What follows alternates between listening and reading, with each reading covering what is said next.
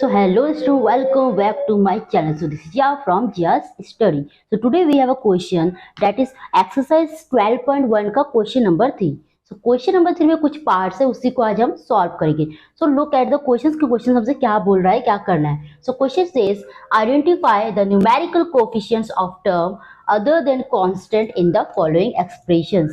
आपको बोल रहे हैं कि कोफिशिएंट बताना है न्यूमेरिकल फॉर्म में, जो उसको पहचान के बताना है कांस्टेंट को छोड़ के in the following expressions. First of all we know कि भाई अगर एक्चुअली कोफिशिएंट होता क्या है. मैंने अगर यहाँ लिखा 7, फिर मैंने यहाँ लिख दिया 5x. यहाँ भी न्यूमेरल है, यहाँ भी न्यूमेरल है, न्यूमेरिकल फॉर्म में, ठीक है. बट द कंडीशन इज इस न्यूमेरिकल के साथ एक वेरिएबल अटैच्ड है. तो जब वेरिएबल के साथ जो नंबर अटैच्ड है तब इसको हम बोल देंगे क्या, तब इस कांस्टेंट को हम बोलेंगे कोफिशिएंट. इतनी बात क्लियर है. और वही अगर एक सेम बात बोलते हैं, वही अगर न्यूमेरिकल फॉर्म में है बट इसके साथ कोई वेरिएबल अटैच है तो ये कंप्लीटली कांस्टेंट माना जा रहा है. This is also constant but ये वेरिएबल के साथ है तो इसका अलग नेम दे दिया, दैट इज कोफिशिएंट. तो हमें यही पता लगाना है कि कौन सा टर्म है जिसमें कोफिशिएंट अटैच्ड है. सो करते हैं बहुत इजीली, बहुत इजी क्वेश्चन है तो बहुत मजा भी आएगा. So first question is 5 - 3t². तो भाई हमें पहले टर्म लिखना है कि टर्म्स इसमें कौन सा है. तो टर्म को मैं कैप्स भी कर देती हूँ टर्म, और यहां लिख देते हैं हम कोफिशिएंट. ठीक है. तो इस वाले क्वेश्चन में टर्म कौन सा है जिसके साथ वेरिएबल अटैच्ड है, दैट इज -3t². इतनी बात क्लियर है ना. इसी में हमें पता लगाना है कोफिशिएंट कौन सा है. तो 3 तो है, इस साथ में क्या है, माइनस है. यही अगर ये प्लस होता तो हमें प्लस शो करने की जरूरत नहीं है, बिकॉज हमें नंबर पता है कि कोई भी एक नंबर बेस है वो पॉजिटिव फॉर्म में है, तो plus is not need to show, है ना. बट अगर माइनस हो तो माइनस को भी साथ में लेके चलना होता है. Clear. Next is 1 plus this one is t. इस तरह कर दे तो ताकि आप कंफ्यूज ना हो. t, here is again t and here is t² t³. तो यहाँ कितने भाई वेरिएबल है, टी टी टी. तो यानी कि t² t³. इतनी बात क्लियर है. नाउ हमें जब पता है कि वेरिएबल में कोई नंबर नहीं दिख रहा, 2 3 4 ऐसा कुछ नंबर फॉर्म में नहीं दिख रहा, तो उसके साथ कौन सा नंबर अटैच है, यूनिट नंबर. मतलब इसके साथ कौन सा नंबर अटैच है, 1. तो हमें यहाँ दिखाना है t के साथ 1 है, t² के साथ 1 है एंड t³ के साथ 1 है. तो ये इसका कोफिशिएंट हो गया. इतनी बात क्लियर है. Now coming to the next question. So next question we have is third, that is x plus 2xy plus y.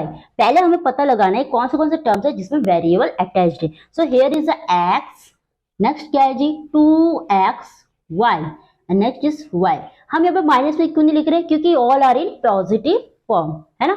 तो अब क्या करेंगे, अब इसके कोफिशिएंट पता लगाओ. जब कोई वेरिएबल में मतलब कोई नंबर्स नहीं अटैच्ड है तो उसमें क्या अटैच है, क्या छुपा हुआ है, 1 यूनिट. तो इट विल बी 1. ठीक है. नाउ 2xy का क्या है 2 एंड y के साथ क्या अटैच्ड है 1. इतनी बात क्लियर है. आई होप आपको समझ आ रहे होंगे. सो क्योंकि ये बहुत इजी भी है तो कोई दिक्कत नहीं होने वाला.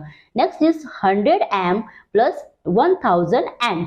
तो 100 पहले हमें पता लगाना है कौन सा केस है, कौन सा टर्म है जिसमें वेरिएबल अटैच है. तो here is 100m and next is 1000n.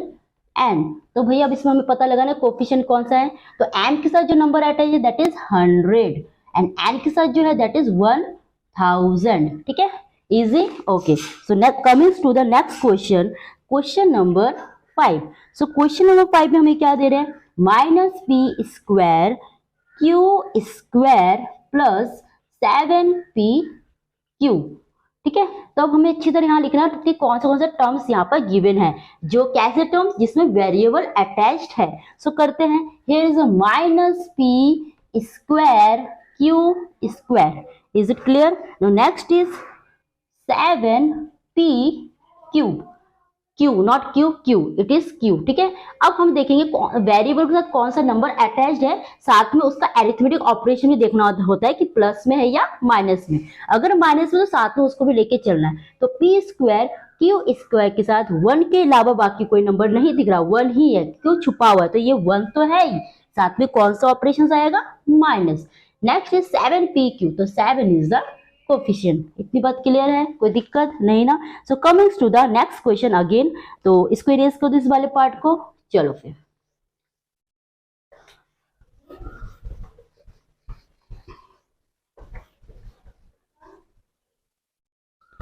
So six questions we have is 1.2a plus 0.8 v and 7 मैं साथ में लिख दूँ, दो तीन क्वेश्चन एक साथ ताकि इजीली आपको समझा सकूँ. 3.14 r square and the 8th is 2l plus v. So here is a terms, कौन से टर्म्स है जिसमें वेरिएबल अटैच्ड है. a देखो 1.2a and 0.8b, मतलब here is two terms 1.2a and the next is 0.8v.